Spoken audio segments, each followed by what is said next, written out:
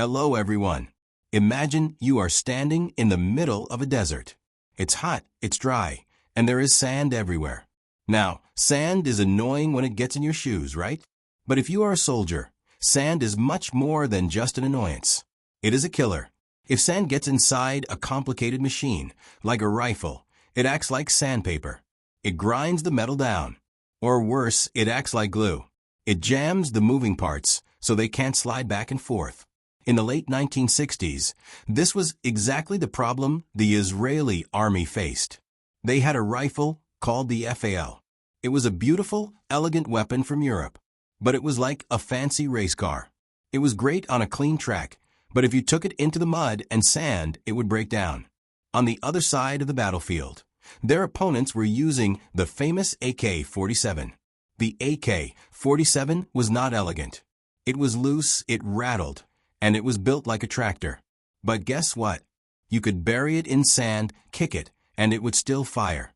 So, Israel decided they needed a new gun. They wanted the reliability of that Russian tractor, but they wanted the precision of the Western race car. And most importantly, they wanted it to survive the desert. The result was the Galil ARM. And believe it or not, this gun has a built-in bottle opener. Yes, really. We will get to that crazy story in a minute. But first, let's look inside this machine to see what makes it tick, using the amazing X-ray view from the game world of guns. Gun disassembly. When you first look at the Galil ARM, the first thing you notice is that it looks tough. And if you were to pick it up, you would notice something else. It is heavy. Very heavy.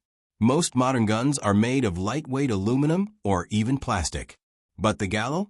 It is made from a solid block of steel. Imagine a sculptor taking a big brick of steel and carving away everything that doesn't look like a gun. That is how the main body of this rifle is made. It is called a milled receiver.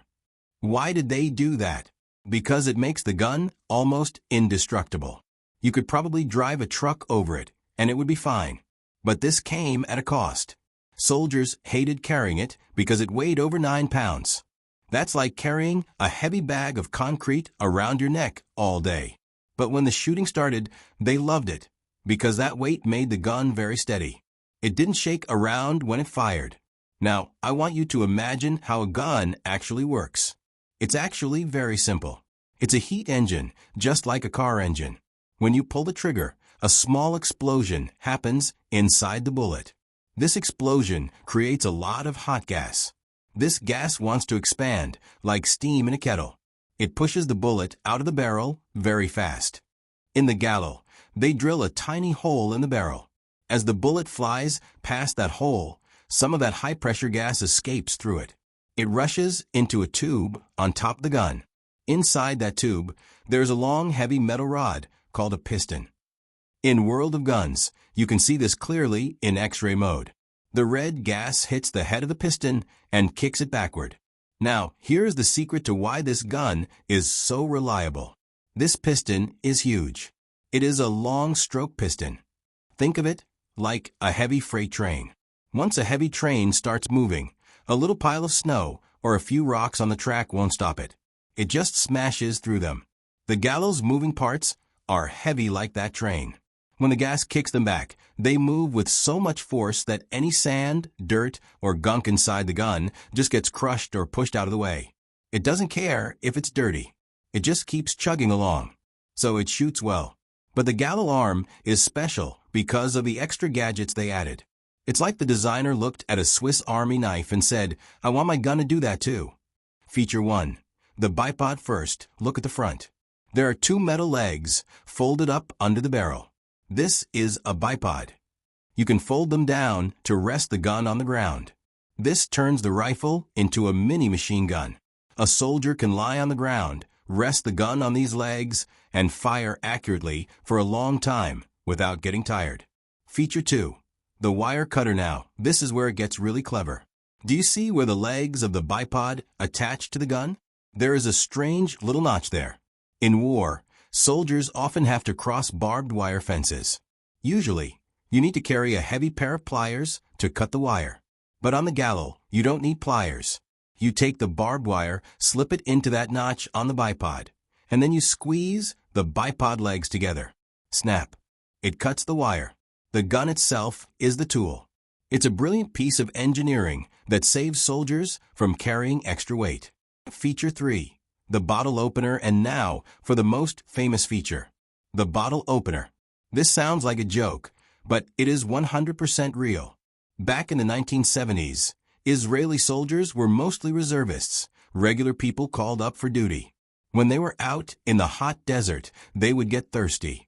They had glass bottles of soda, like Coca-Cola, but no bottle openers. So what did they do? They used the magazine of their rifle. The magazine is the metal box that holds the bullets. It has thin metal lips at the top to hold the bullets in place. Soldiers would hook the bottle cap onto these lips and leverage it off. The problem was this bent the magazine lips.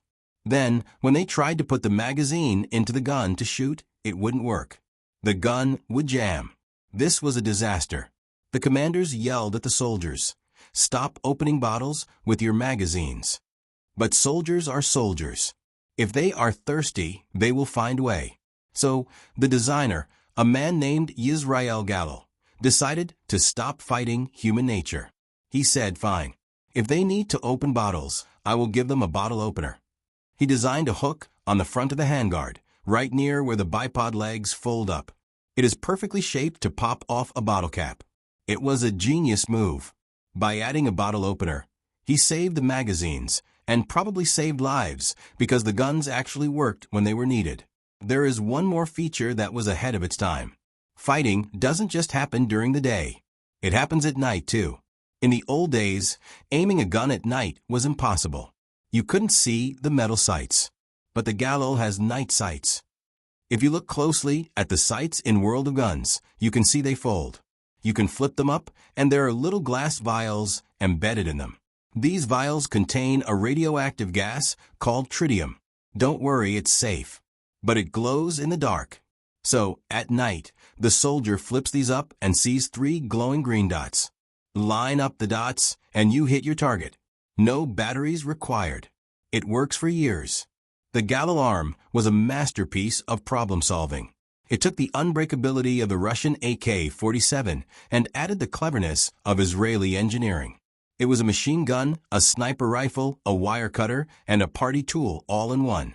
Eventually, it was replaced. Why? Mostly because it was just too heavy. The American M16 was much lighter, and eventually, it became reliable enough to trust. But the Galil remains a legend. It is a reminder that sometimes the best engineering isn't about high-tech computers. Sometimes it's about acknowledging that soldiers are human beings who hate sand and love cold soda. I hope you enjoyed this look at the Galil ARM. A huge thank you to World of Guns, Gun Disassembly, for allowing us to look inside this mechanical marvel. If you want to take this gun apart yourself, piece by piece, check out the game. Thanks for watching.